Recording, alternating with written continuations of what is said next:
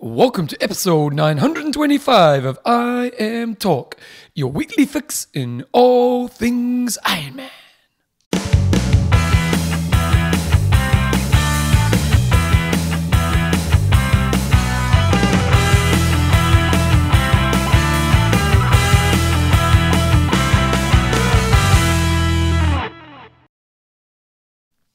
Rightio team, welcome along to episode 925 of IMTalk with Coach John Newsom and Bevan James Arce. How you going, mate? Pretty good. Yourself? Bloody brilliant. A little bit chilly there. He's got his little blankie over his legs. Yeah, it's definitely a little bit colder, isn't it? I tell you what. I was surprised you biked up, to be honest. Oh, come on.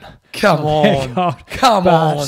I would say, as you age, there's lots of things happening. Like, I saw Gordo had an article with John Hellman's the other day, sort of talking about how your maximum heart rate decreases a bit, sort of year on year after a certain age. I think we all know about that and experience that, and there's various different things. But I think your tolerance to cold decreases year on year as well. Especially if you're lean. Because I've still got a problem though at the moment. Oh, you still got a problem with your weight?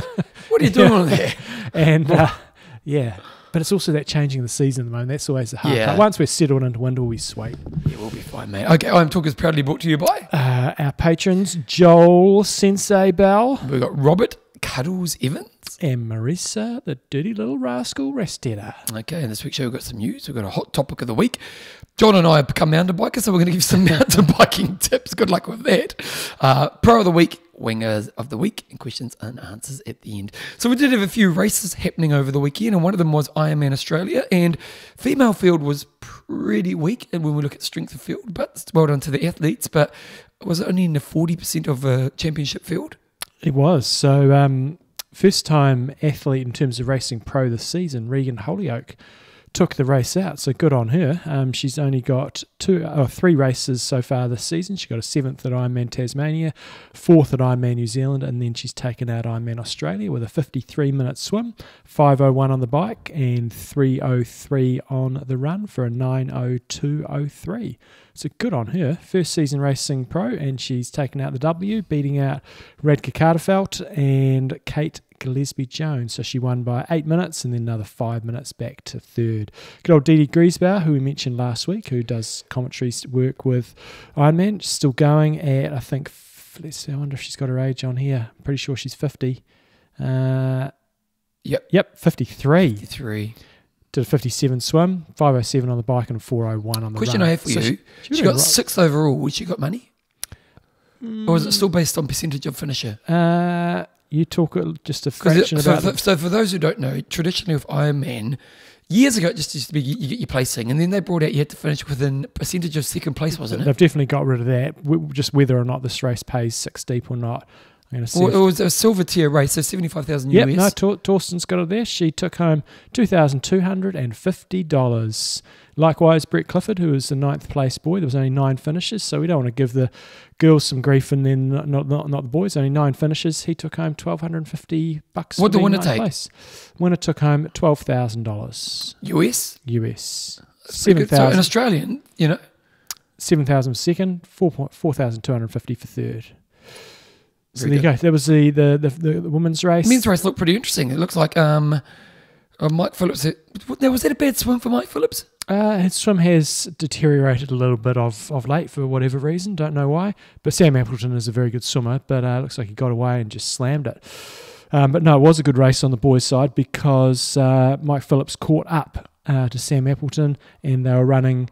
Mike was actually in front of him on the run. He had about 20, it didn't get more than about 20 seconds. And so he was running really, really fast. Sam Appleton was just hanging on for dear life. And then Mike faded a bit in the second half and Sam Appleton came through. Both ran a 2:43, so pretty solid. Mike's split was actually the quickest of the day. So, and both went under 8 hours, which was the first time I believe that's happened over there. So Sam Appleton first with a 47 swim, 4:22 on the bike and a 2:43 run, 7:57.32. Mike Phillips was second, 7:59, and Benjamin Hill was third in 8:01. Interesting when we think about that race, when you think about Mike Phillips, if he'd broken away for a minute or two, he probably would have taken a big win. Potentially, when you have that guy who's just up the road and you're holding on, it's a pretty good motivator. And if you lose them, you kind of drop 5%, don't you? And so, if Mike had just pushed again, who knows? what will happen in the race, or we kind of do know what happens in the race, but that motivation of seeing someone in front of you can keep you in the game. Totally. And so we had a new bike course record by Benjamin Hill, 4 minutes quicker than Cam Worth's 2019 time. Now they did have he's kind of had quite good conditions over there. It was quite cool. We were talking last week, the forecast was supposed to be horrendous, and it ended up apparently not being too bad. Did get some rain, but good racing conditions. And a new run course record by Mike Phillips, just over a minute quicker compared to Tim Reed's 2019 run. And course record for Sam Appleton, first time sub 9, almost 9 minutes quicker than last year by Stephen McKenna. And if we look at strength of field males versus female in the race, normally the guys are about 30 minutes, 40 minutes ahead of the girls. This race here, they're about an hour 5, so definitely not. So the men's field was a 70-70 of a championship field, 77, sorry, 51 for the females.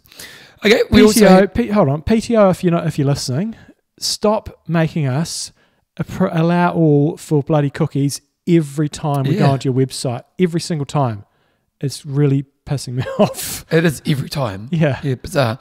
Okay, we also had one of the Ironman Pro Series races happen over the weekend. We had the St. George 70.3 race, and now this was some interesting racing. We did, and the females field was stronger here than the boys. It was 84.43. Paula Finlay crushed them all on the bike on the females side with a 2:16, coming home 4:09 in front of Ali Salthouse and Jackie Herring. Pretty good racing all round there, pretty close, sort of second through to about fifth or so was pretty close. And then on the boys' side, Sam Long crushed them by 7 minutes. Again, 31st out of the swim. How many was there in the bloody race? Well, we wasn't back. There was 47 on a 50. So 31st out of the swim. Obviously not an uber strong swim field, but he lost 3 minutes and about 3 minutes and 20 seconds. And then he annihilated everybody on the bike, riding a 1:59.57, 4 minutes quicker than the next athlete, and then rounded that out with a 1:10. So he is just in killer early season form.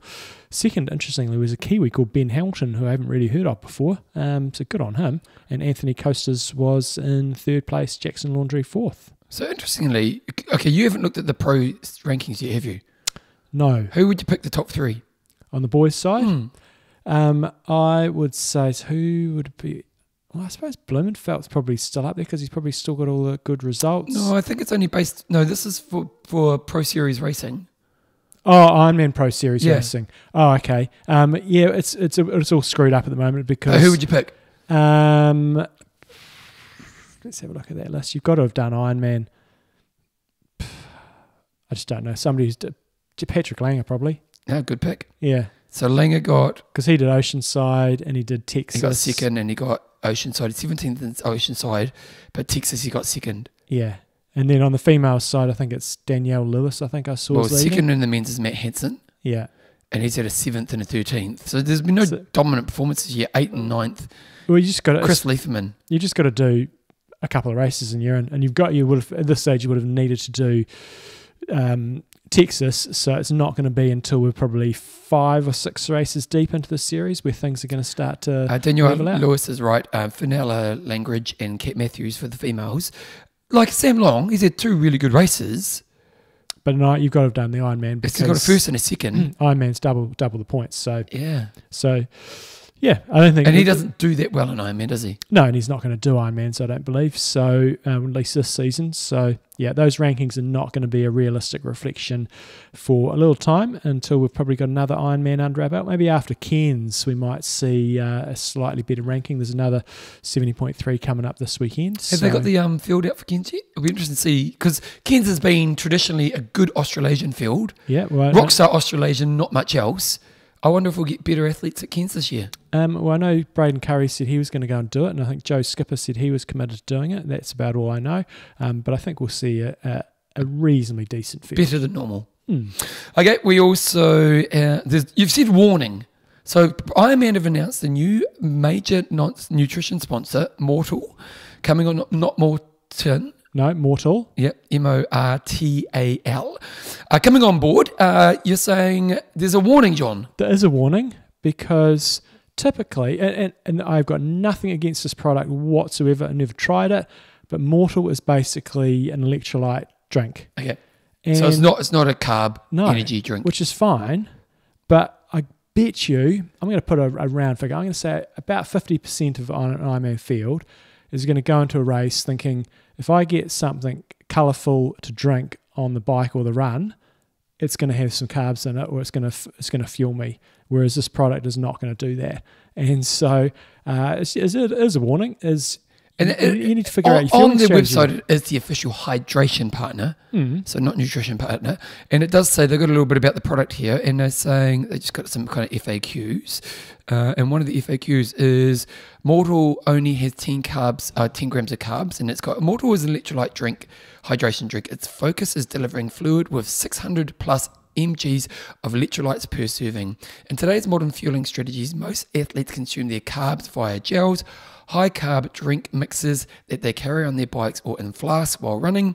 Mortal encourages athletes to think about fuel, carbohydrates, and hydration, electrolytes, as two separate and equally important parts of their nutrition strategy. So And I'm all on board for that. I think they're exactly right. You know, if I take myself, for example, I am going to be carrying all my carbs on board. Because what do you use? I use a variety of different things, but basically I'm carrying my carbs on board, and I'm typically just going to be picking up water on the course. However, if I drop that, then you've got to come up with a plan B pretty quickly, and that's based around what's provided on the course. So I'm more concerned about the 50% that probably go into a race thinking, yep, I'm going to go into the race, I'll have 4 muesli bars on the bike ride, and I'll maybe carry a couple of gels, and then I'm just going to use the sports drinks that's provided. And typically, they're going to be getting another sort of 25 grams of carbs per bottle, and that'll sort of chug them through. And especially so on the run, you'd be grabbing your Gatorade or whatever. So I think for a lot of people, this isn't going to affect them, but for quite a number that maybe aren't so clued up on what these products provide, it's just a bit of a warning. So I guess that means that Morton won't be sponsoring stuff anymore. I think people used to go around the course grabbing as much Morton as they could and taking it home with them. Got to get my value for money. So Morton's amazing, isn't it? Yeah, those days are over. But, so they're no longer the official. Well, I think it's being phased in over time. So in terms of it's not Mortal, I think will be phased in. I think I was reading in North America, and then I guess it'll be. No, but I mean Morton, not Mortal. Morton. Yeah.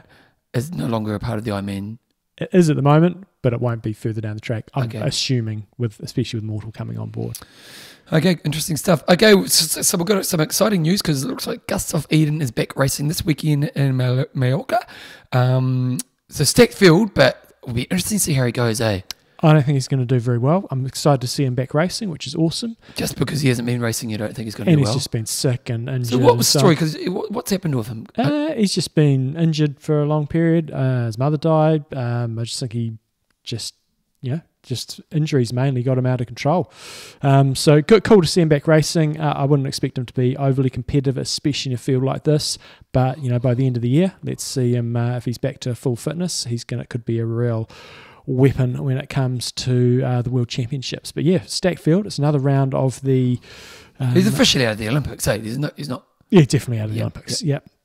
Well, we're going to have Yuri Kulin is on that start list. He's the guy who's won the last T100 race, but really strong field. There's a number of athletes that might not rock up because they have been doing other races, like Patrick Langer's on the list there. Bradley Weiss has been doing some of the T100s, but Mathis Magriere is in there. It's a stacked boys field, and the females field is also bloody strong. You've got Laura Phillip, Ellen Pallant-Brown, Sarah Svensson in there, Ruth Astle. It'll be interesting to see how she goes. She's coming back from injury as well. So yeah, should be an awesome weekend in Mallorca. Cool place to go and race, and should be some great racing. Good times of rock and roll. We've got the ITU or the World Triathlon hold Series. on, there's one other race I was going to mention. I think I've probably mentioned it before. The Himalayan Man, or is it called the Himalayan Man, or is it just called the Himalayan Tri? It's called the himalxtri.com on their URL. But if you want to go and do an interesting race, you're not going up Mount Everest or anything, but you are in the Himalayas, go and check that out. It's one of those races where you need to have a support person with you. Entry is €520. That gives you national park permits for 2 and a night's accommodation for 2 at the race finish, plus meals. That's pretty good value, I would have thought, compared to what you pay for iron distance races. But yeah, very much self-supported. However, I was reading through the content, and it's self-supported, but you can't really drive over there, so you have to hire a taxi for the day. Your support crew has to hire a taxi and basically follow you all around the race. But I imagine it's pretty cheap in a place like that, isn't it? I think they said it was about $180 US or something like that. So the swim, you start at 4 a.m. in the morning and is mostly held in the dark. It says sunrise is at around about 5 o'clock. It says the course will be lit and kayakers will be patrolling, but still swimming in the dark. Don't know about that. And the bike ride sounds like it's not entirely smooth. And they're straight up with this. It's not smooth across the entire route. The overall surface is almost all good, but there are some short, up to 200 meters, bumpy sections. I'm reading that as unsealed shingle, and sounds like the mountain run is completely off road. Yeah, it'd be a beautiful place to go and race, and if you need an excuse to go to that part of the world, go and check them out. Well, before we go into the World Triathlon stuff, Challenge have sent me an email this morning, or done a PR release this morning, announcing that they're going to be doing a challenge race in Gallipoli. Cool. And for those who don't know much about Gallipoli, it's a very historic place for New Zealand and Australia because we had the Anzac Cove there. And the race is going to incorporate all that type of stuff. So I imagine it's a race that a lot of Kiwis would love to do. Especially if you're based over in London or something like that. Have you been there? No. People say it's amazing to go to. Yeah, so good on them for doing stuff that's innovative. Okay, we've got the World Triathlon Series. Yokohama is happening this weekend. Are we going to get a good field? And what are you looking forward to? I am pretty excited about the females race because I was reading this morning, Gwen Jorgensen did a post saying, first American, if you're in the top 3, is an automatic slot to the Olympics. And I am fascinated by what's going to happen with this American team because they could send just about any one of about 6 or 7, whoever has the best race on the day. So this one in the Americans, you've got Taylor Spivey, Summer Rapport, Taylor Knibb, who's already qualified, Kirsten Casper and Gwen Jorgensen. And on their day, all of those ones could get into the top 3 Who would you pick, potentially. Really depends how the race pans out. I'm picking Gwen Jorgensen, which is goes against the grain of what I've said previously when she was really struggling with her return. But she's really gone up a level, and that's if it comes down to a running race. If I am Taylor Spivey and Summer Rappaport, I am going, we need to form an alliance coming out of that swim and keep the pressure big time on the bike and get rid of Gwen Jorgensen if she's not on, or if she often hangs around the back of the group, and we've just got to get rid of her because if it comes down to a running race, she's going to beat them, I think. Could she medal at the Olympics? I don't think so. I think she'll get shut out of the Olympics. I think that front group will get away and stay away, but could do. If it comes down to a running race, yeah, definitely. But if it doesn't, I think she'll probably get shut out before then. But she's done pretty phenomenally because in the last year we talked about, first of all, why is she doing it? Then she wasn't doing that well.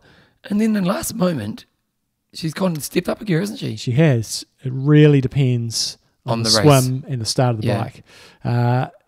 Because the other person who's coming back at this race and is going to be equally fascinating to see how she goes is Flora Duffy. Now, we've seen Gwen Jorgensen sort of, making her way back. Flora Duffy has not raced for a very, very long time and has had no warm-up races. So I imagine she probably doesn't care how this race goes because she's basically an automatic qualification for the Olympics.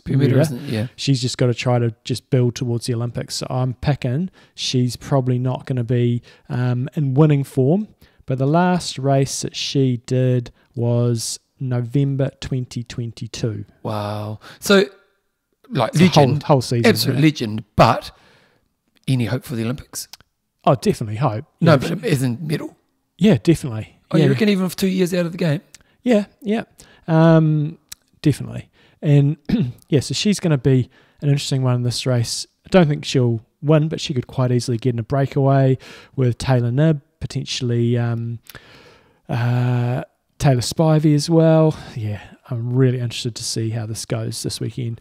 Boys' side of things, who we got racing over there? Most of them, except for Alex Yee and Hayden Wild, they did actually race at the weekend. Hayden Wild's becoming a bit of a disaster case. Oh, really? Since the Commonwealth Games? Since everything. So he had the Commonwealth Games, he had the Helmet Gate. Which it was bad officiating, that was. Yeah, either way, it was close, and I don't know. I don't know. I thought it was bad officiating. Well, he shouldn't touch your helmet when you're touching your bike. So it was a judgment call. But anyway, but he's had that. He's had the riding through transition at a Super League when he got the laps counted wrong. There's been several other... then he fell off his bike at the Paris test event just before the race and had to pull out.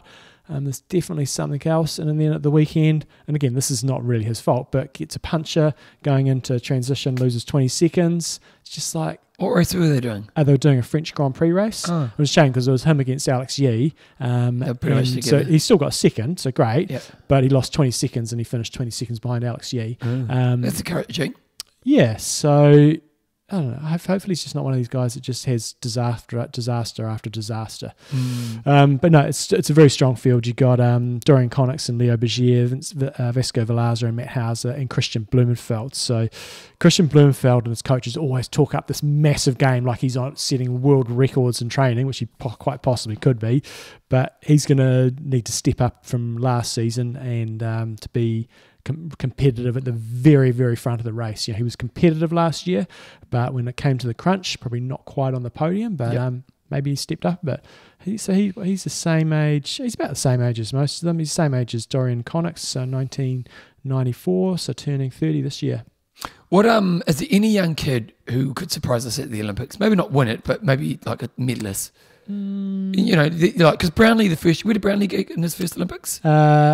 Well, he was leading early on. I can't remember where he finished. I'm going to guess, say, 12th or something like that. But he was leading in the front group. And then the next 2 years, he kind of matured into what he become. Yeah. So is there any kid you go, not yet, maybe do right at the Olympics, but the next Olympics, watch out? I'm just trying to think. Not off the top of my head. Okay. Yeah. You always got to watch out for the Spanish runners. They're always pretty fast. Sanchez, he's pretty speedy. Sanchez, yeah. So here we go. Yokohama's this weekend. In terms of the course, it's a 2-lap swim, 9-lap bike, plenty of twists and turns. Can get pretty dicey if it rains. 4-lap run. At this time of the year, it's not too hot. And Yokohama has been on the scene for a long time. First time they had a World Series race or a World Cup, whatever it was called back then, was 2009. Interestingly, won by Lisa Norden, who's still doing iron distance racing. And Jan Frodeno took out the boys' race just in front of... It was a good day for the Kiwis. Chris Gemmell finished second and Andrea Hewitt finished second as well. So Gemmell actually beat Gomez and Laurent Vidal and Bevan Doherty that day. And yeah, it's kind of cool always looking through these lists to see who's still racing. Probably on this race, like Josh Amberger finished in 19th place that day. On the female side, Daniela Reif was still racing back in 2009. And she finished in, I think she finished like 12th. Where she finished? No, 16th she finished. Her career is one of those careers which must be awesome to have, where you're an okay ITU. She never really did that well at ITU, did she? No. So you're kind of this trying to do well in a sport, not doing that well, bit frustrating, I imagine. And you think, bugger this, I'll go to Ironman, and then just becomes a legend. You know, like how cool is that? She was a beast. She was known as being a beast on the bike there. Gosh, she's got a very young picture of her on the World Triathlon page. So she had 59 starts at ITU World Triathlon type events, 11 podiums. Now, when you say 11 podiums, that's not at the World Tri Series level. That could be any regional events, and 4 wins. So her last few races that she did, she got 40th at the London Olympics, 39th at a World Tri Series race in Madrid. But prior to that, she had some good results. But she was like a World Cup. She finished 6th in Mooloolaba. Yeah, so generally more likely to be 10 through 20, or at best sort of 5 through 10. Not many podiums. And then come to Ironman, and it goes down as one of the greats. You know, like, 'cause there was a period where she was just so dominant. You know, I know you hate the GOAT conversation, but It's because it doesn't exist. I don't hate it. It just doesn't exist. Well, that does. It's just you don't participate. But dominant athletes for a period of time, you know, there's probably been, 10 in the history of the sport? Yeah. You know? The region? Yep. You know, and so Daniela and the female, Daniela, Chrissy, who else? Badman. Yep. Rennie, Paul you Newby-Fraser. probably wouldn't say Rennie, would you? No, Paul Newby-Fraser, definitely. Erin, but not at Ironman. Yeah, she was just dominant at everything she kind of did. Yeah, so no, she's definitely one of the best. Yep. So Yokohama this weekend, check it out. Should be very interesting racing. Okay, this week's discussion. If you are not a member of your triathlon club, what would you need to see for them to offer that would make you want to join up? Interesting discussion. So Darren Leslie's got here, coaching sessions included in my membership fee. And David Knight actually came back and said, what would you consider an appropriate membership fee? So we can talk about that soon. Lee Thomas, small local events, an open attitude to athletes that are starting out and not quite as fit as the regulars. Mark Funkster Brooks has got, I don't think I'll ever go back to being in a club. Everything was focused on shorter distances and every session was a smash fest. Swim sessions had people doing way too hard too early and then just blowing up and making pacing impossible. Bike sessions were the same with calf stops that were too long. Coaches weren't very knowledgeable and only had basic competent training courses. A lot of this could also be down to the fact that I'm a miserable bugger though. A couple of points there is... Yeah, it's going to be massively variable with the standard of coaching and so on that you get around the place. Cafe stops, if you're a triathlon club, have the cafe stop at the end of the ride. Yeah. And then it's an option if you want to bugger off home, if you've got family and stuff. You don't have it halfway through the ride. Cafe stops halfway through the ride, I agree. Do my head in. Yep. Andrew Gunn, I don't see a great deal of point, just the reasons above. You're better off getting a coach and then becoming part of a team that way. David Knight's got, don't get me started on this. Good clubs need two things, a strong community and good coaches. Trouble is, these things take time and money to build, and as most clubs are run by a shoestring, it really happens without a tireless work of volunteers. Good coaches need paying, but most members are not prepared to pay. Lucy Francis, as my years go by in the sport, I tend to avoid group sessions more and more, with the exception of swimming, where we have a superb coach. His son was trained by the Brett Sutton team, and club mates who understand that training session is not a race. Typically with cycling, we end up waiting for latecomers. By the time we get started, we've wasted valuable quiet road time, so I limit those to maybe once per week. A tri-club would not entice me for the reasons above, as it wouldn't offer me the flexibility needed to fit around life for the most part, plus most sessions wouldn't be tailored to my specific needs. They're usually very generic, designed for the superstar athlete in the club. Lastly, I'll go George. Arnold's got 3 beers, but George Samuel's got, simple for me really. I'd rather do the sessions to suit around my life than getting home after work, wasting a few hours and then going to a club session, especially with a busy life-work balance. I still do park runs, but that's because it fits in easily. I think we've covered most of them, although Ian Moore said free beer, that would entice him, as did Arnold Sulikov. Tony Hodges got membership fees that don't... Oh, you've done hers. Done. Okay. Yep. Well, have I done Tony Hodge or not? No, I don't think you did. Double it up. I can't even remember 2 minutes ago. Okay, so Tony Hodges got membership fees that don't force National Federation membership with the accompany added on fee. With only racing 1 iron distance races each year, I just can't justify the additional fee compared to 1 day membership fee or any other entry. And then Lucy Francis has just added to that. With the British Triathlon Federation, you get third-party liability insurance and legal assistance for any injury claims caused by accidents while training/racing. That alone is worth it for us in the UK. Must be similar where you are. I will say, Tony, with most clubs, it's mandatory that you've got to sign up to the National Federation. It's not the club forcing that on you. It's like, you've got to do that. You're affiliated to the National Federation. Do you run the club?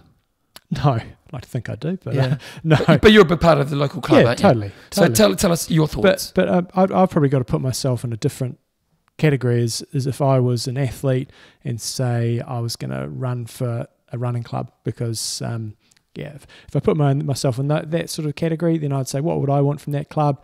It would be probably once a week training session with athletes of similar type ability that had some sort of structure around it that you kind of could see where you're going. You know, most people are generally building towards something pretty similar. Like with your running group, you're going to have a target sort of race you're going to build towards. With triathlon at the moment, like we've got a few people racing in June, and if you're in summer, you kind of have the coach sort of tailors the session around building to a goal. So I just want basically probably one session per week, and typically what I'd be looking for is discounts on races as well. You know, and through our club we get that. You know, through Triathlon New Zealand, through our club, it means you don't have to pay a one-day license fee, and you get discounts at all the races. And then the third thing that would be big for me is just supporting the club. But I don't do that for running and cycling and stuff because that's not my sport. But that would be another motivator for me, is like, I'm in the sport, I want to support what they're doing. And even if I didn't go along to training sessions, I'd join up because I just want to see the development of the sport. So that'd be probably my three reasons. What do you pay? One training session, discounts, and supporting the sport. What do you pay to be a part of Triathlon Club? In Christchurch, it'll be like about $125, and that includes your membership to Triathlon New Zealand. From a financial point of view, if you're doing more than if you're doing 3 races, it's like a no-brainer. Okay. Financially. And $120. How much does New Zealand Triathlon take from that? Probably about a third now. So the club's getting $80 per member per year. Yeah. Jesus, no money really, is it? So When it's you hard win- for clubs. And how many members do you have? A couple of hundred now. So a couple hundred. So what's that? A few $1,000 a year? It's pretty not much money, is it? Yeah. But it's a tricky one. Like some people look at it and go, yeah, I'm not paying $125, but yeah, I'll pay $700 or $1,000 to enter an Ironman. I'm like, if you just join the club, you're going to save next year. It's going to be, I think, $40 on your entry fee. Yep. It's like that's a third of your money back already. So financially, it's for our club, it's a no-brainer. It's a catch-22 for clubs, isn't it? Because I run a running club that's a business. So we have maybe Wellington, Christchurch, 300 members, let's say, at any one time. So, but we're a paid product. So people are paying us anywhere from $25 to $45 a week per person. So it's really, like, it's interesting because, and what do our members get for that? Well, they get 3 sessions a week.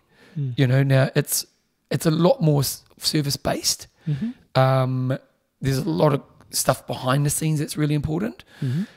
But the advantage we have is we can market. You know, and so like we have a marketing budget, and I think one of the harder things for clubs is how do you get known? Yeah. You know what I mean? And it's like, sure, local triathlete might find out about the club, but we actually can go out there and search the world and say, hey, people, do you want to start running? Come join us. And we spend quite a bit of money on marketing, but we have the budget. So it's a catch-22. It's that do clubs, like, is there an argument to say a club can be charging $800 a year? And if so, what would that product look like? Yeah. Well, then you become more of a team, you know. It's because that's what's happening now, isn't it? But if you look at most of the people with the gripes in this discussion are group sessions, either not structured, there's time wasting going on in terms of cafe stops or late starting and things like that. So you know, we're dealing with type A personalities.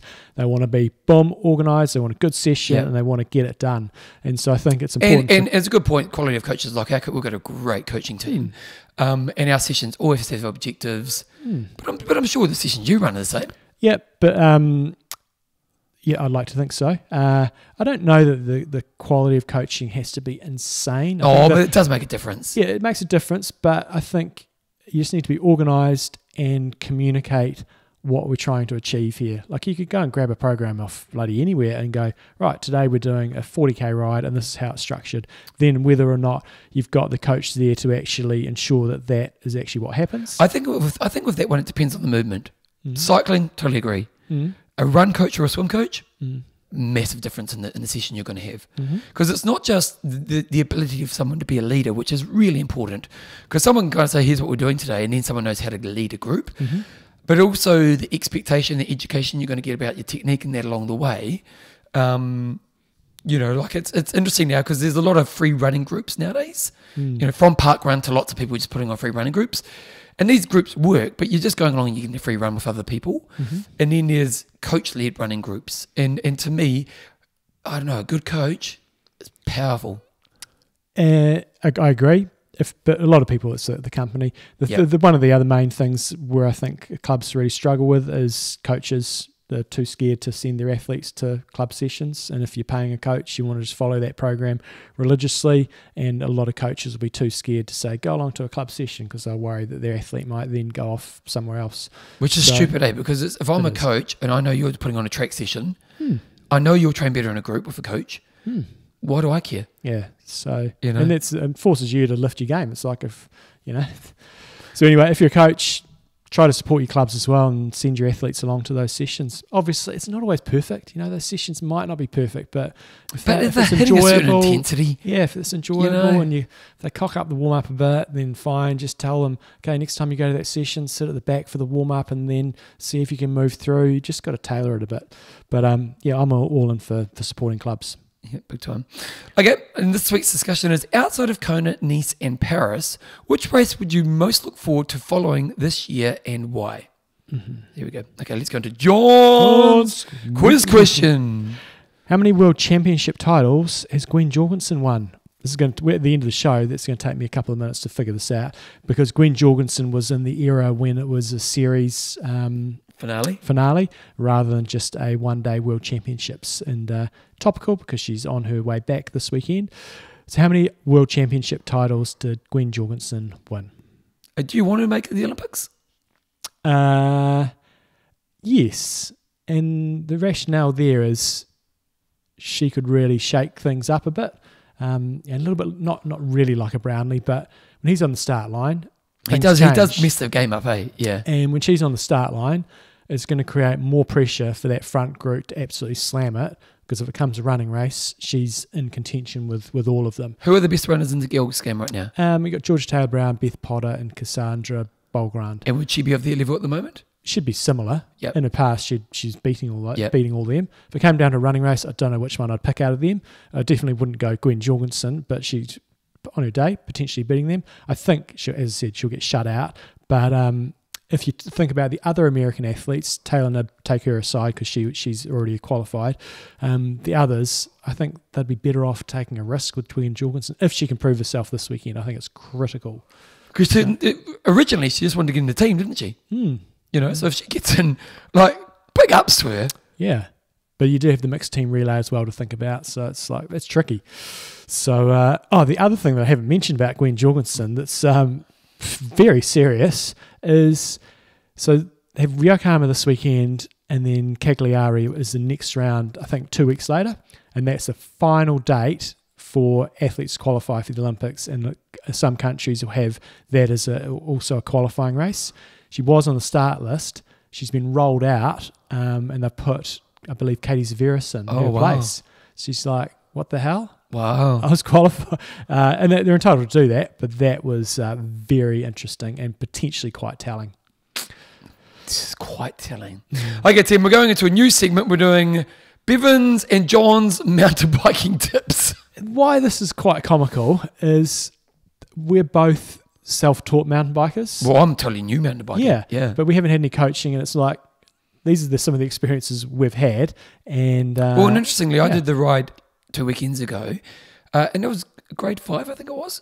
It was probably grade 5. My one at the weekend was grade 4, and that's pretty comfortable. I'd say yours was grade 5. And what's the highest grade they go to? No idea. Again, showing our ignorance here. Yeah. And okay, so let's dig into it. So, and who is this applicable for? Obviously, most of you guys are out there doing triathlon. But I tell you what, it's one of those things I wish I'd done earlier. And one of the things about us as athletes is we're so fit, but we tend to just always do the same shit all the time. And that's awesome. And we love our sport, and there's nothing wrong with that, because you've got swim, bike, run anyway. But this is a really cool thing to add to your life, because it's a similar fit, but a different fit. Yep. Your fitness from your triathlon's definitely going to help you in the sport, but there are things you want to get in place to get this right. So I've kind of put together a pretty quick high five here. The first thing is, and this is probably more around getting yourself set up, is get help. Because I knew nothing about mountain biking. I knew zero. I didn't know there were different types. Obviously I knew there's different types of bikes, but I didn't know what the different types of bikes were. You can very easily confuse yourself on that. Because you've got enduro bikes, you've got cross bikes, you've got hardtails. And if you go and buy yourself a downhill bike and you can use it for cross country, it's not going to be particularly pleasant. Yeah. Now, luckily for me, Kieran is a friend of mine, and Paul knows, he's done lots of crazy stuff. He did like God's Own quite a few times and stuff. And so he was really helpful. And it was just really that thing of, mate, what do you think? Yeah. Here's what I want to do. I want to do my local riding in my hills on the weekend and the odd adventure, maybe 3 or 4 adventures a year. And I went to him and said, no, that's not what you want. But it was great because you just want that person. So you definitely need someone who's in that world who can just point you in the right direction. You got to get good gear, and when we think about investing in gear, I didn't buy anything new. And I don't think you necessarily have to. I think there's a lot of people out there. It's one of those things which people buy. I've got a good idea. I'm going to get a mountain biking. The bike sits in the garage for 6 years and they want to sell their bike. There were lots of great, pretty new bikes, pretty much half price. Yeah, the things that go wrong on mountain bikes typically is the shocks. And for someone like you who's not going to be doing a crazy amount of training, it's still important that your shocks are working. Yep. But it's not critical because you're still going to have the shock does go up and down and makes your ride smoother. But those are the things that go wrong if you're going to ride your bike a lot. And like I bought my bike. My bike was 6 months old. The guy had ridden 100k on it, and I pretty much got it for half price. So I do think it is worth looking secondhand. Definitely. But again, you need someone who knows what they're doing.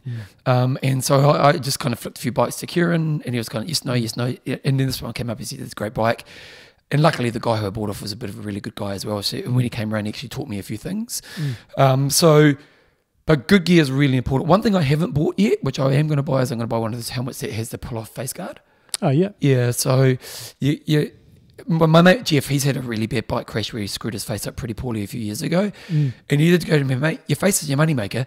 and he's kind of right because you're going to come off. Yeah. And I've got a pretty I'll get you. I thought you were about to say I've got a pretty face. I make a lot of money off my face. No, I've got a basic helmet. But Jeff actually wore, because he's a bit fearful of falling off because he's had a bad crash before. So he wore the full face when we did the old Ghost Road. And I think I'll end up getting one as well because I've definitely had the odd fall, nothing too serious. But most rides, something kind of happens. And so you can get ones which are really great because they're pretty much a mountain bike helmet, but you can clip the face guard bit off pretty quickly when you're out for a ride. So, but good gear is really important. Don't go cheap. You've got to practice a lot before you take on a big challenge. So I bought my bike about 3 months before, maybe even less, 2 months before I did my adventure. My adventure was probably a pretty mid-tier adventure when it comes to mountain bike adventuring. Yeah, it's still challenging. Yeah. Oh no, it wasn't easy. And a good example was Porno did no training. I did my training. Porno did amazingly well, but not having that base fitness was definitely there for him. For people like most people listening to this, fitness isn't going to be the problem. No. But it's just skill set. Yeah. And it's a much harder skill. Riding on a road bike, it's pretty basic. It's pretty 101. Now, sure, you have to worry about traffic conditions and you've got to worry about those things. But mountain biking is completely different. And I did enough work to get me through my big ride. I did enough conditioning, but I definitely did enough downhill work. I did enough single trail work. So actually there was one section coming out of day 2, there's a pretty hairy first hour. And I was fine, but you were definitely pretty delicate. But once you got through that first hour, awesome riding, and I had the skills to do it. So I wasn't fearful. I'd done my skills. So you've just got to have to spend a bit of time. And I did it, as you said, I did it self-taught. Now, down at the local mountain bike park, which is literally 5 minutes from my house, they have a Thursday night session where they actually do a skill session. If I had more time and availability, I think it's only $30. I'd probably spend more time doing that. Getting some education from someone in the knowledge would be really helpful. Just things about braking, knowing when to turn into corners, all those types of things. Because if you get your speed wrong, and you get the corner wrong, it could be pretty scary. Yeah. So definitely working on your skills is really important. Your bike needs more commitment. Now with road bikes, I've never put any time into this. Quite noticeable. And I was always pretty renowned at being someone who didn't really look after my bike. With a mountain bike, it's gonna cost you shitloads if you don't. Definitely. You know, there's just more movable parts, more parts that can break. Even in the Old Ghost Road, my gear come loose on my right gear. Yeah. Just came loose. We just need to tighten it, but just the bouncing of it was, and I've just become really disciplined at looking after my bike. I clean it after every ride now. And they get dirty all the time. Yeah. So cleaning your shocks after every ride is pretty important. Yeah, cleaning your shocks. I oil it every ride.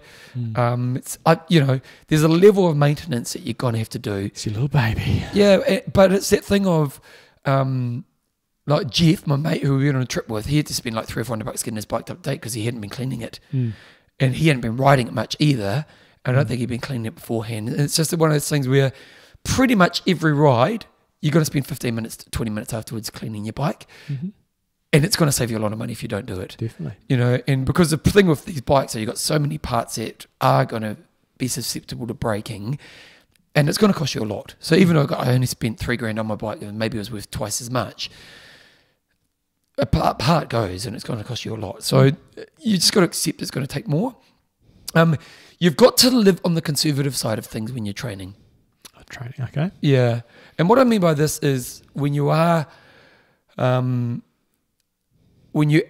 there training, it's that thing of don't let keenness be your enemy. And you're better off to be more conservative than trying to push through, particularly when you're learning your local routes. So I didn't really know any of my mountain bike trails in my local area. Now, John and I are very fortunate where we live because we have probably a couple 100 Ks of mountain bike trails within 5 minutes of our house. So we're very fortunate with the kind of riding we can do. But I was very wise in not trying to push until I really knew a trail. And it's even like little things like the Summit Road one that's just under the hill. There's one bit there where it just drops off quickly. Yeah. And the first time I tried to jump it, and I could have cocked up really bad, and then that was my first one. I was like, oh no, I don't know the trails yet. Yeah. So I think you've just got to be really conservative in learning your trails. Probably you need to do each ride in your local rides good 5 to 10 times before you'd even thinking about pushing intensity. And just knowing how to manage your rides, because the knowledge of the ride will definitely make you make better choices, and you just want to have that conservative approach. And that kind of sits in as number 6, is what perspective do you need to have. And I just think don't let keenness be your enemy.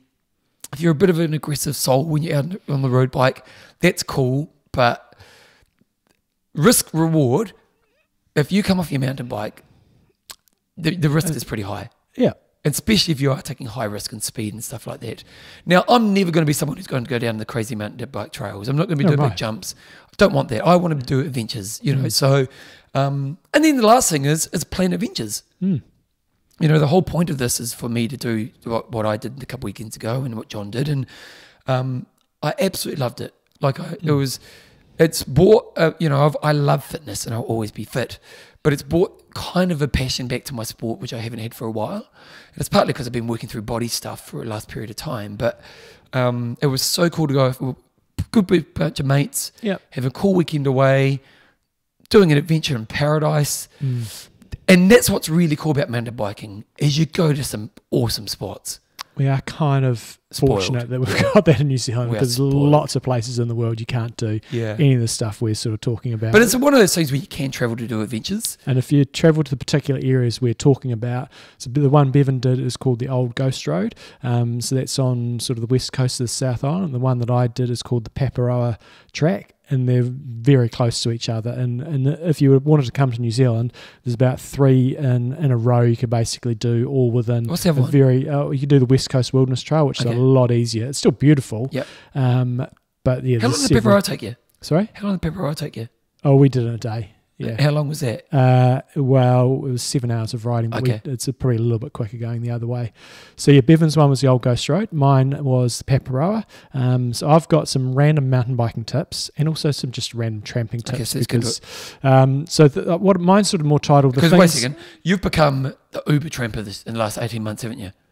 I'm not too extreme, but we're ticking. Oh, you're pretty much every third weekend you're away. We're ticked off quite a few this season, which has been great, and it's just helpful because I've got 2 groups of friends that are really into it, and the kids are into it as well. So it's it's cool just trying to get everybody together. So my title is things triathletes often struggle with when mountain biking.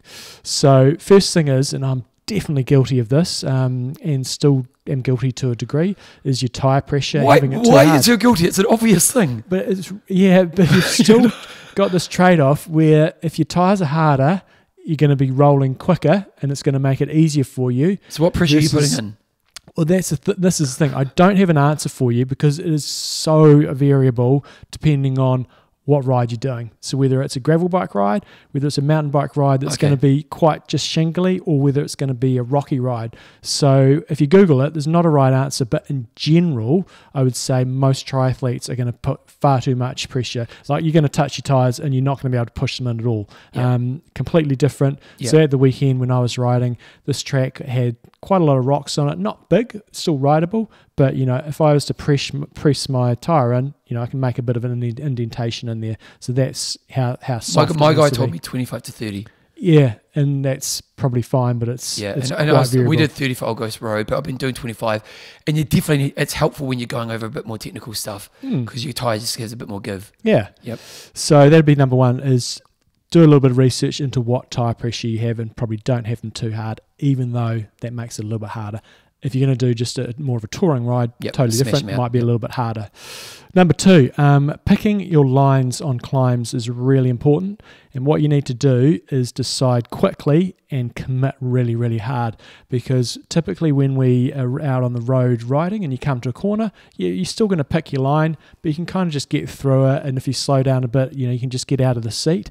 You don't really have that luxury when you're mountain biking. It's like, pick your line quickly, and it's got to be a good line, hopefully, and then you've got to commit and pedal pretty hard. So that'd be another thing that's quite different to riding on the road. Sorry? It's fun when like when we were coming out of Old Ghost Road, once you got past that second day, it was just a perfect gradient. And you could corner well. Sure, it's just fun. I'm probably talking more on the uphills than the downhills. So picking your lines on the descents is critical as well. Yep. But picking your lines on the uphills is really, really important, because then you've got to just put the power down really quickly. And that sort of leads into my next point, which is the variability of effort is huge compared to road cycling. And triathletes often don't have that ability. Well, they probably got it, but they don't really punch out of things, because you don't need to, and it's kind of a waste of energy. So momentum is really key when you're climbing, and low speeds are not, because if you come into a technical corner at low speed you're stuffed. If you do that if you come into a really steep corner on the bike and all of a sudden it jumps up on you, you can get yourself out of trouble pretty quickly by jumping out of the seat. A lot more difficult when you're on the mountain bike. So be prepared for a lot more variability. And knowing when to attack a bump. You know what I mean? Like when you're coming up to a bump, because a bump can literally be off your saddle straight away and just walking through it. But if you can give it just that little bit of power for literally like 5 or 6 seconds, you will often get through the bump and through the next bit. And just understanding that fast acceleration is really important. And the momentum, that's key.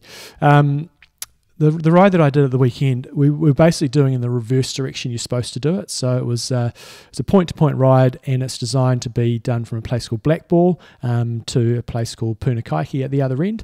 And the way you do it traditionally is you've got about a 10k climb, and then you just slowly staircasing your way all the way down to the finish. We were coming from sea level, and we were slowly staircasing our way all the way up. So it was basically... What's the distance of the ride? Well, it took us 7 hours. It was only 76 k's, I think it was. But we basically had a little bit of flat start, went over one pretty grunty climb, and then it was basically climbing for about 3.5 hours, which is a long time. You got ups and downs and stuff, but a lot of up.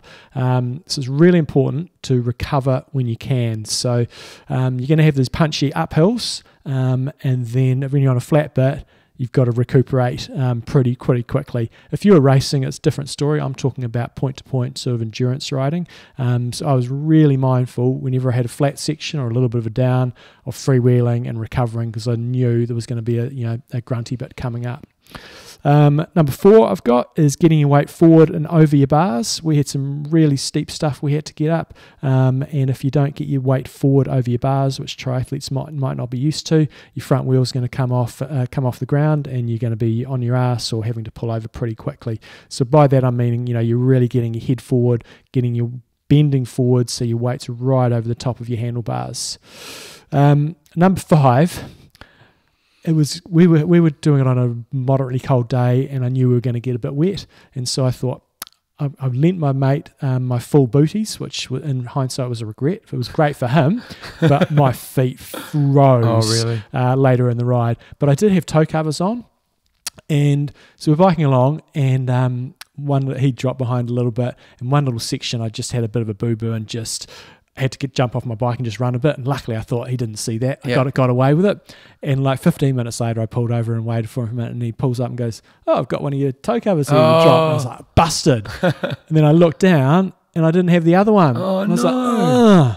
However, there was a bit of silver lining here, because 3 days later we were walking the other direction. We were walking along, and Jeannie, one of the girls we were with, said, "Found it."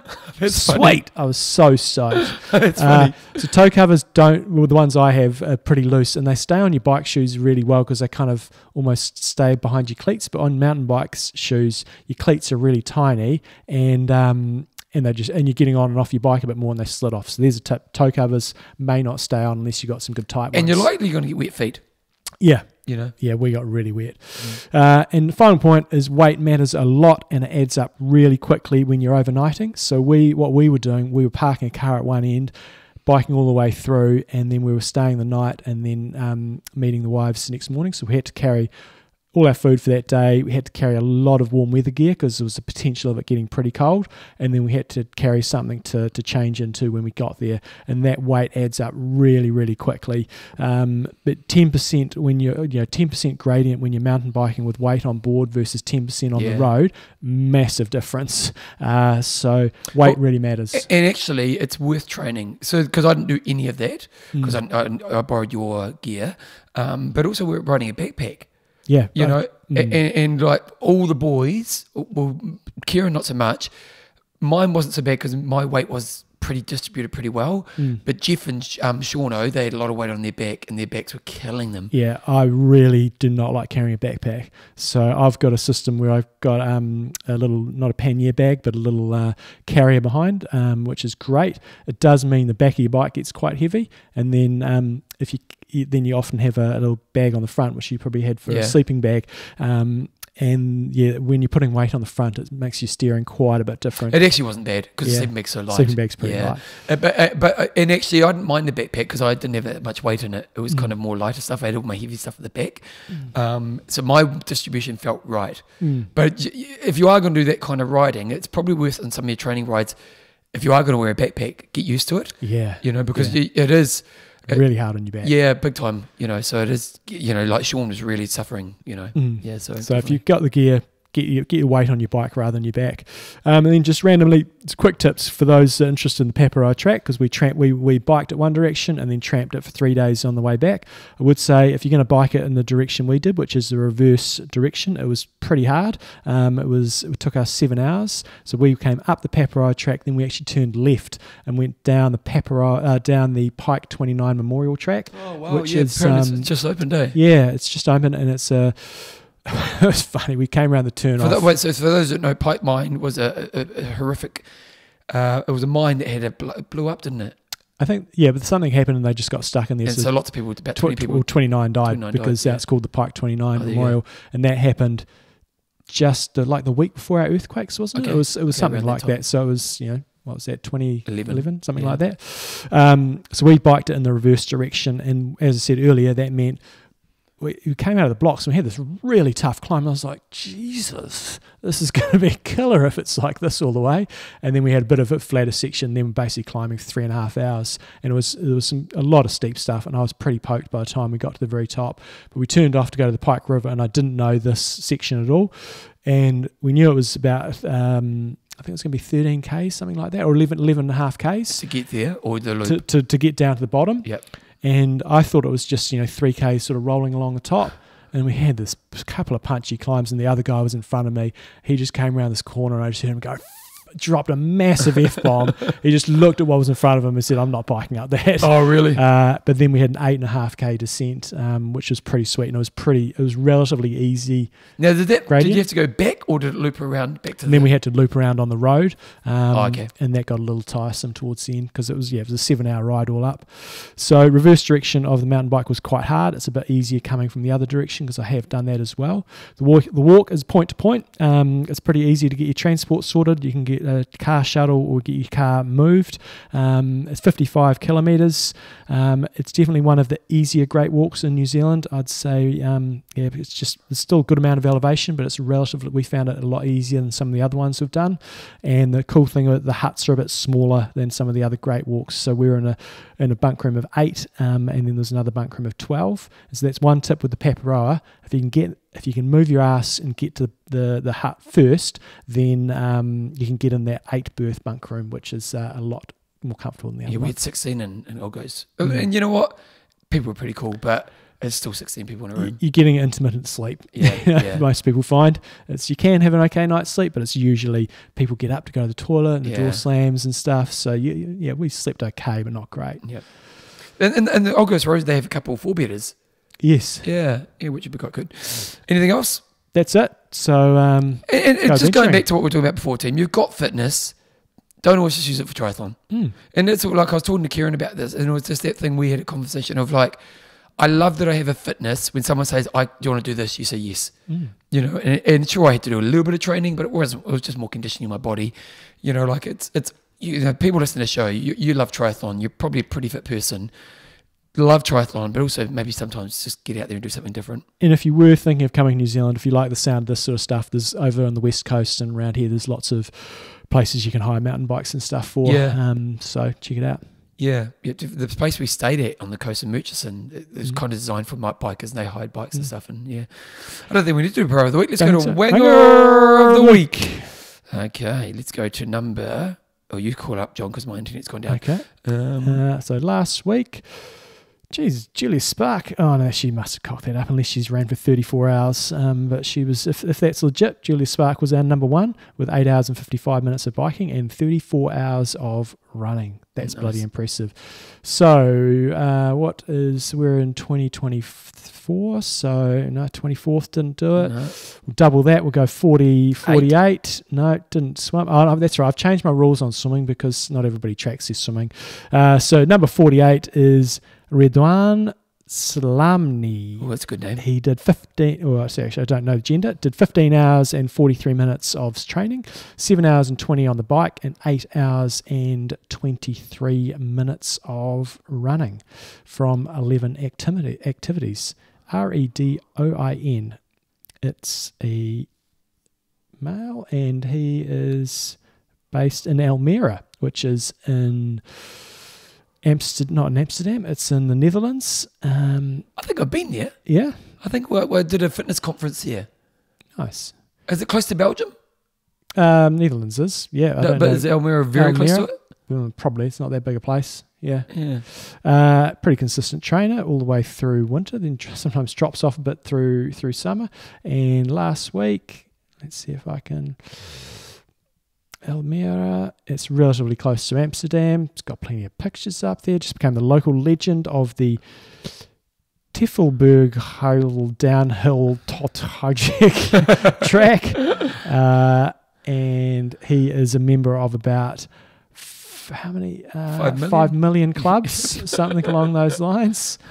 And I've got to scroll so far down past all the clubs. Last 4 weeks, he's done 5 runs per week and his 2 bikes per week. And it looks like if he didn't do Everesting, he came bloody close. So Everesting's 8,800, isn't it? And something or other. I did 8,876. He's done 8,487. I don't think that's an Everesting. No, I'm pretty sure he's a few metres short. Oh, come on, God. You should have done the extra 400. Surely. What's he done here? It's a Zwift one. Can't quite figure it out. Geez, got to go the distance if you're going that far. That's a question for you. Oh, let's finish up with it. Okay, what's his name?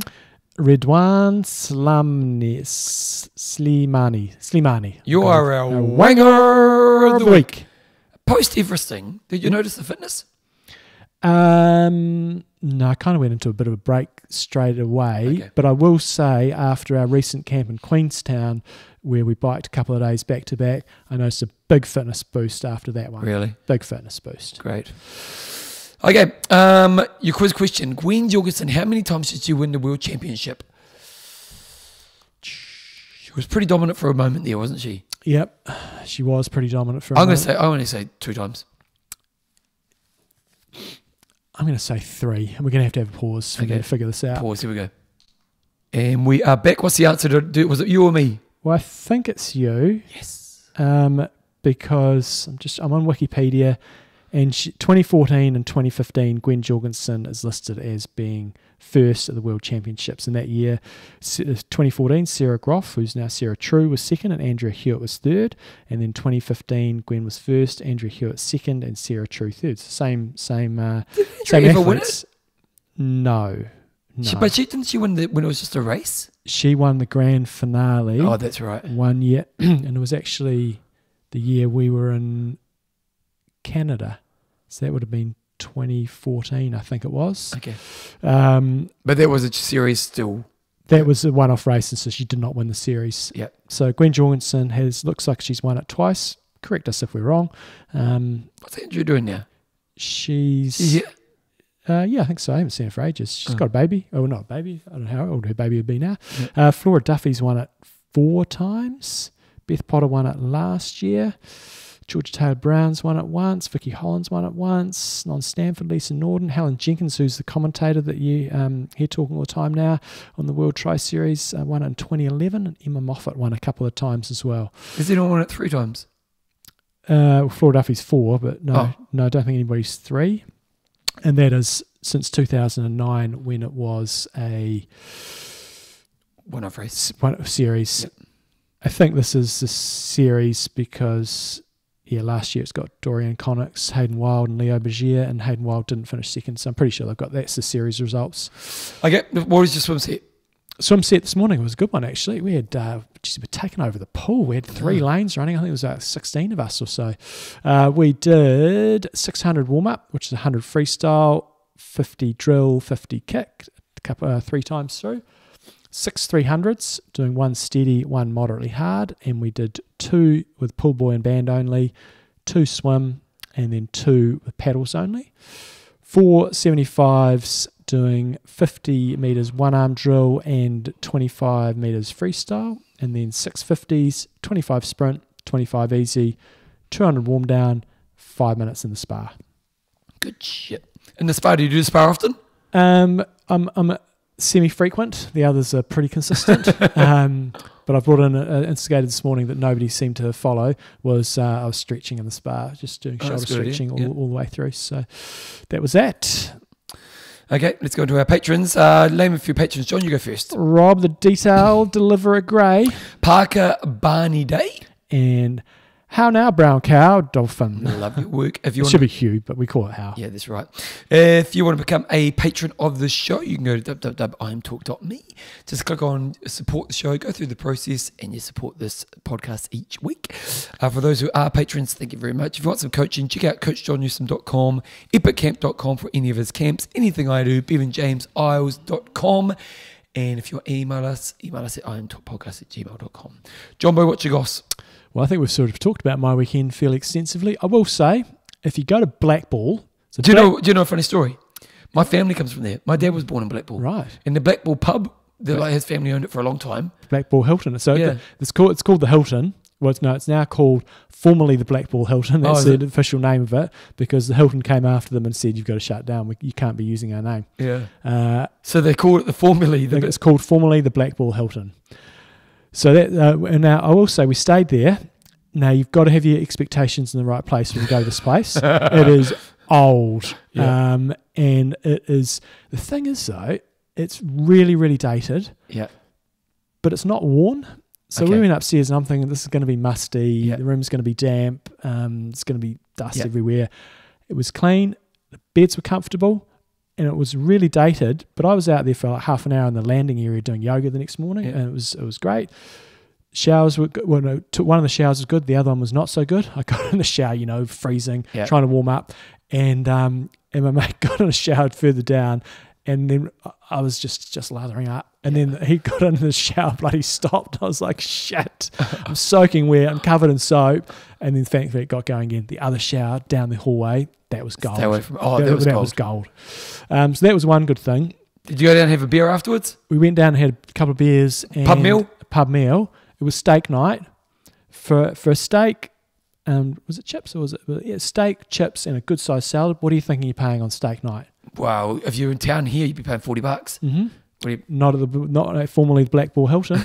You're paying $22 really? Steak night. Wow. It was great. It was a great feed. Well, I did also have a starter because we were poked at the end of this ride. And you can eat like a legend. And so I ordered this camembert, and I can't remember if it was baked or deep fried, but I had a whole thing of camembert. It came out. I was like, whoa, that is serious. My mate Kate does that. You go around and she just has a camembert and it's been heated up. Yeah. Oh, it's I had good. a whole thing. Yeah. Then my big main, and I thought I'm not stopping there because she brought out the dessert menu, and there was a dessert, and it was like it wasn't sticky date pudding, but it was like a ginger cake or something like that. But the description was swimming in a pool of butterscotch sauce. Oh. And I was like, I can't not have that. They have ice cream with it as well? It had cream on the side. Oh. That was gold. So a very good meal, very reasonably priced. So you're saying you're holding your weight a bit right now? Yeah. No, I burnt that off, that's for sure. So that was the first thing. Black Ball Hilton, I would recommend it, but you accept it what it is. Accept it. The locals, you know, it's a little bit strange when you walk in wearing lycra, but it was all good.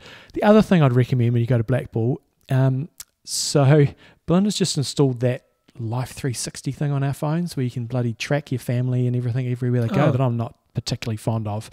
But what it meant, they would so it attaches to their phones and it just tells you where they are. Okay. So you can basically track your kids wherever, which, let's Big not brother. go there. But I knew they were driving over and I wanted to be downstairs when they got here just so we could just get things moving. Yep. And I saw them, they were about 50 k's away. I thought, okay, they're going to be here about 9:30. So I checked in at 9:30 and I thought, oh, shit, they're here already. And I walked downstairs and I see the car down the road pulling a Yui because of a friend's car. And I was like, what are they pulling a Yui? Surely they can find this hotel. But they'd actually pulled a Yui and gone back to this house. There was free-range guinea pigs in the front of this house. Like, I'm talking probably close to 100. It was somewhere between 50 and 100 at a guess. Guinea pigs everywhere. Really? Free range, like by the road. You're driving along, and if you pulled in front of this house, you had to be careful not to run them over. Really? Just everywhere. It was bizarre. Well, that is and that was the reason they turned around. Jean said to Belinda, are they guinea pigs? And she said, I think they were. So they turned around and went back. It was quite unique. So if you go to Black Ball, look out for the guinea pigs. Wow, that's interesting. So that was my weekend, Bevan. What did you get up to? Was the band playing? I saw saying on Facebook the band was playing. 2 weeks from now. I'm away then as well. Oh, mate. The what are you going to be doing? I'm going to Kona in 2 weeks. Oh, of course you are too. Yeah. Tell you what, I think I've noticed fatigue is aging starting to happen because I had 2 big weeks because I had going away to do Old Ghost Road and I had a big week before that. Mm-hmm. And then we did the Old Ghost Road and I literally got home at like 9 o'clock at night. I had to clean my bike before I went to bed. Mm-hmm. Up on my flight at like 5 in the morning to get to Auckland. And then I've been up in Auckland for a week doing Les Mills work. Interestingly, my body held up so well considering what my body's been through in the last period of time. And I was a little bit worried about could my body handle what I was... Because they kind of said, by the way, you're on filming. And I was like, oh, I don't know if I put my body's up to it. So I said yes and and it actually held up really well because the amount of impact I've done the last 10 months is pretty much zero. And it's a massive overload week.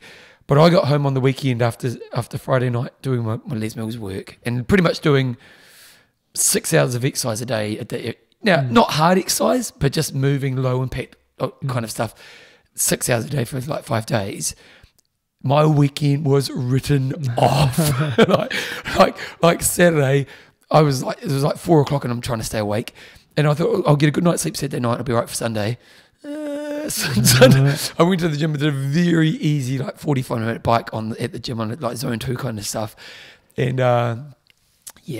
recovery is definitely slowing down. maybe not majorly, but just, it's the first time I was like, normally a day's recovery would be fine after something like that, but definitely I was in struggle street. So this week's going a little bit easier this week. Young instructors nipping at your heels, trying to boot you out of the scene. Well, it's amazing, really, because I'm the only one in my generation who's still in the game at that level. So, like, most people who I started with are long gone. Other than the choreographers will be there forever because it's their job. But I'm still doing a good job. Still keep getting me back, and it's quite cool, really, because you're kind of more. Like, I actually don't care to be doing it anymore. Like, I love doing it, but I'm not going to put my hand up for it. Like, if they ask me, I'll go. But it's quite cool because you've got these young kids you can actually have a massive influence on. So you kind of get to be a cool mentor. And, like, there's a couple of young kids in the group who, they're in their early 20s, really talented kids, but they just need a bit of guidance. And you can kind of just be, it's that kind of thing of, as you get older, the giving back's the more rewarding part.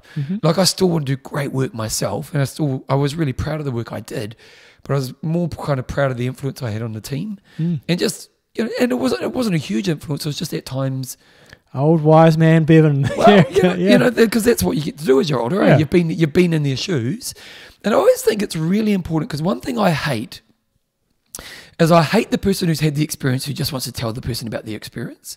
You see a lot of runners. So someone who's done a marathon or someone who's doing their first marathon, a lot of marathons just want to tell them about their marathon experience. And I always think what you want to do is you just want to kind of give people guidance and listening, because I think a lot of people just want to tell, here's what I did, here's what I did, here's what I did. You've got to let people learn their own lessons and have their own experience. And so I always think your job is to more just be listening and give guidance in a really impactful way. And so it was quite cool to be able to do that. So, it was cool. And it was quite nice to still get up there and go, you know what, I can still deliver at this level. So that was quite cool. Good. So, anyway, let's wrap it up, John. I'm Russ. I'm Mino. Train hard. Train smart. Kia kaha.